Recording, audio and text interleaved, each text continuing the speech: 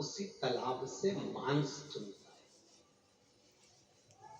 तालाब एक है सत्संग का, सत्संग। उससे आप क्या चुन रहे हैं? कोई कह रहा था गुरुजी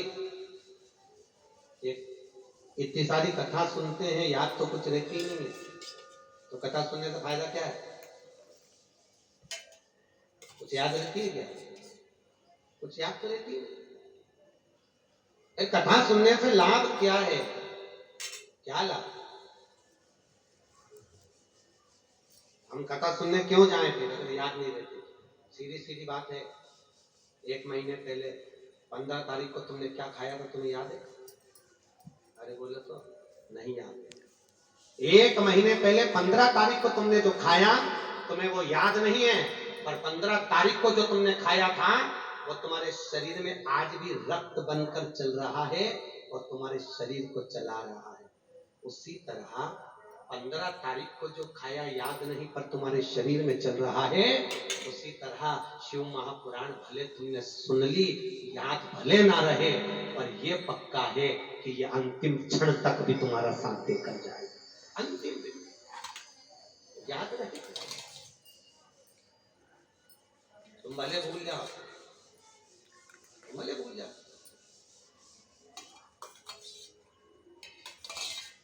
बीमा करवाया आप लोगों ने? बीमा? अरे बोलो सही, करवाया बीमा? काहे के लिए करवाया? बीमा काहे के लिए करवाया? क्योंकि मरोगे तो तुम्हारी रकम तुमको थोड़ी ना मिलने वाली। सही है कि गलत है मिश्रा जी?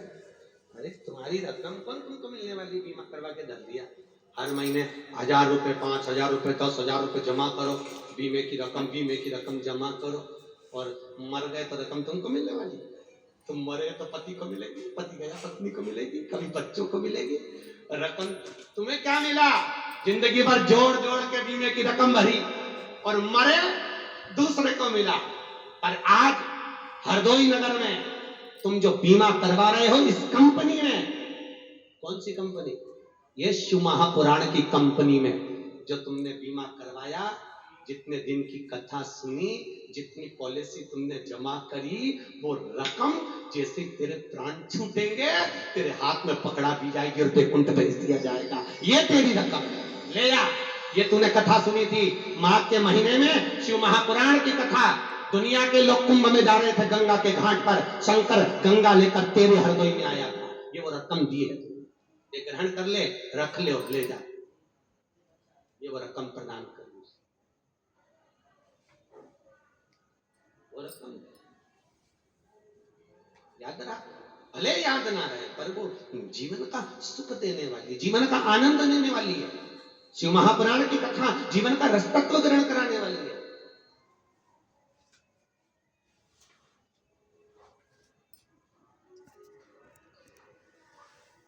मुकेश भैया सुबह आपके हरदोई के कोई आए थे, पूछ रहे थे कथा में क्या लगता है? हमने कहा दिल लगता है। लगा कथा में क्या लगता है? दिल।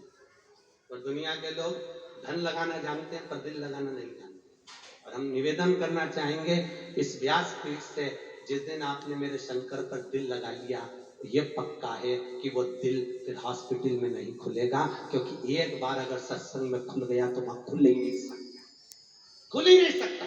बहुत बड़ी बीमारी हो रही है लोगों को, शुगर की बीमारी, बहुत बड़ी बीमारी है। किसी की शुगर ऊंची जा रही, किसी की नीची जा रही, किसी की ऊंची जा रही, किसी की नीची जा रही। पहले के जमाने में लोगों को शुगर की बीमारी होती थी क्या? अरे बोलो तो 1 किलो घी में 2 किलो गुड़ डालकर खिचड़ी में मिला मिला के खा जाते थे। संक्रांति खूब गुड़ खाते, खूब लड्डू खाते, शुगर की बीमारी होती नहीं। कहां से आई बीमारी?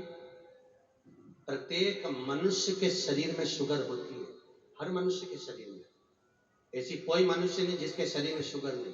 बस अंतर इतना था, पहले के लोग शुगर बाहर निकालते रहते थे, इतना जीवान से शुगर निकालते थे, इतना मीठा बोलते थे, इतना मीठा बोलते थे, शुगर लेवल में रहती थी। आज के जमाने में लोग मीठा बोलना छोड़ दिए तो शुगर ब्लड में चली गई, इससे बीमारी बढ़ गई।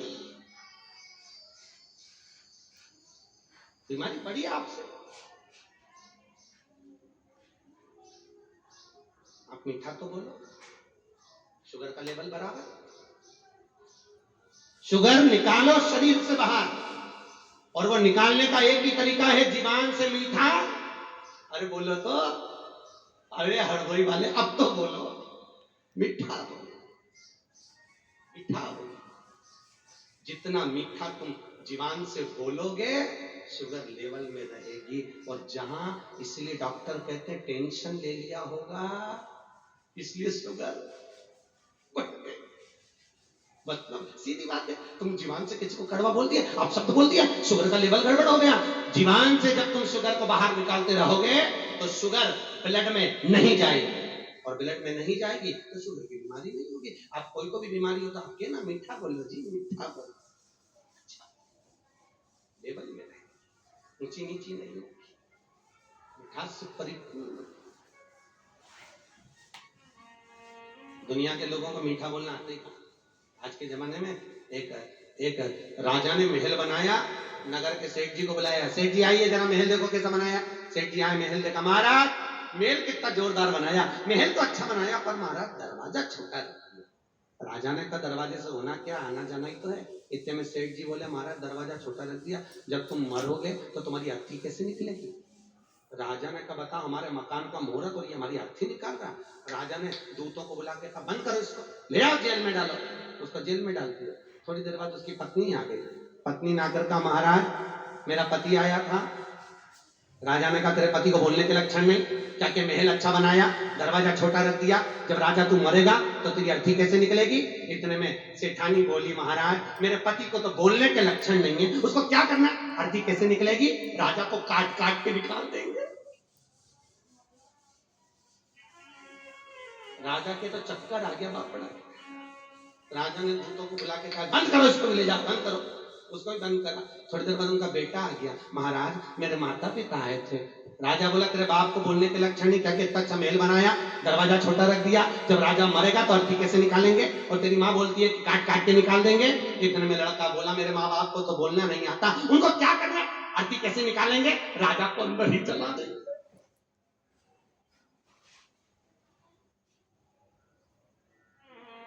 राजा चक्कर खा के नीचे गिर गया। चक्कर खा के नीचे गिरा तो उनके सैनिकों ने उठाकर कहा महाराज जिसके खानदान में कभी कोई ने मीठा बोला ही नहीं, तो वो मीठा बोले कैसे। मीठा बोलने के भी तत्विक गुण होना चाहिए। सबसे अच्छा मीठा तो माताएं बोलती है ऐसा, जब इनका काम निकालना ना, ए जी तो तुरंत खसक लो जी, नहीं तो 500 गया जी। इतना मीठा, इतना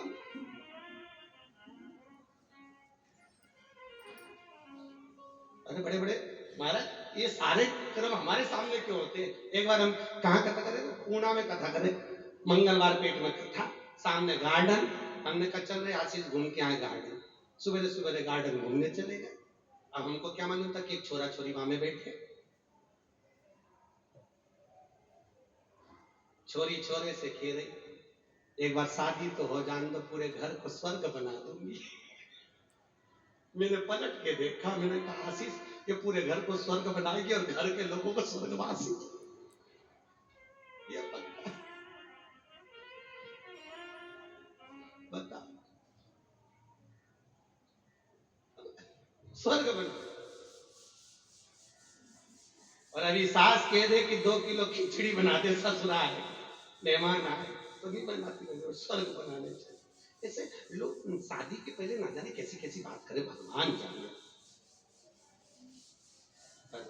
शिव महापुराण कहती है एक संबंध पुराना था, एक संबंध आज का है। पुराना संबंध ना लड़की लड़के को देखती थी, ना लड़का लड़की को देखता था। लड़की चाय की ट्रे लाकर रखती थी, लड़का लड़की का निगाह मिल जाती थी, 7 जन्म का संबंध हो जाता था। एक आज का संबंध, लड़का लड़की को आधा घंटा दिखाओ, 2 घंटे होटल में मिलाओ, संबंध पक्का हो जाए, 12-12 घंटे मोबाइल पे लगी रहे, उसके बाद ब्याह हो जाए न 3 महीना में तलाक हो जाए। तो पहले का संबंध अच्छा, न जी भर के देखा, ना कोई बात की बड़ी आरज़ू थी मुलाकात की। तात्विक सुख उसमें होना चाहिए। मैंने देखा ही नहीं। ये शिव की कथा कह रही है, भगवान के मंदिर में 10 घंटे 8 घंटे 15 घंटे माला लेकर मत बैठिए। भगवान के मंदिर में 25 घंटे जाकर मत बैठिए। शास्त्र कहता है एक पत्थर का टुकड़ा एक बार मंदिर में जाता है और भगवान बन जाता है, और इंसान रोज मंदिर जाता है तो भी इंसान तक नहीं बन पाता है। कहां गया तात्विक सुख? कहां गया तात्विक रस? पत्थर का टुकड़ा मंदिर में जाकर भगवान बन गया, और इंसान रोज मंदिर जा रहा है तो भी छल, तो भी कपट, तो भी बेईमानी, तो भी प्रपंच उसके साथ रमा हुआ। तो ऐसा मंदिर में जाके 8 घंटे माला लेकर मत बैठो, 8 घंटे तक भगवान के सामने मत बैठो। भगवान के सामने जाना, एक क्षण परमात्मा के दरवाजे पर जाओ, तुम परमात्मा के हो जाओ, परमात्मा तुम्हारा हो जाए, बस बात खत्म, बात खत्म।